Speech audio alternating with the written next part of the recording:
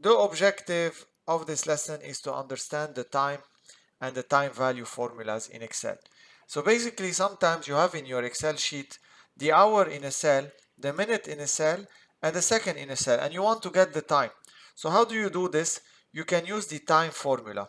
So I'm going to use it here, equal time, open parenthesis, I select the hour, then I select the minute, and then the second. And be careful, if you want the afternoon, it has to be in this format, 17 hours. If you put 5, it will take it as 5 a.m. So let's close the parenthesis.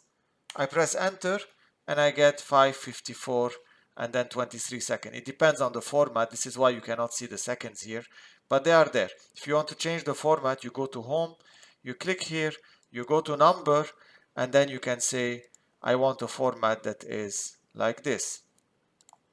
And then you get the full form. Sometimes you have a date and a time in Excel that is not in a date format. So for example here, this is not in a date format. How do I know this? I click here under home in the comma and I can see that this doesn't transform into a number. If I go to my time here and I click on the comma, I get a number here. So this is how I know that this is not a date and a time. And this happens sometimes when you download data from system. So how do I extract the time in an Excel time format here? So I'm going to use the time value. And then I'm going to select my text. I close the brackets, enter. You get something weird here. 0 Jan 00. This means that it's not formatted in a proper way.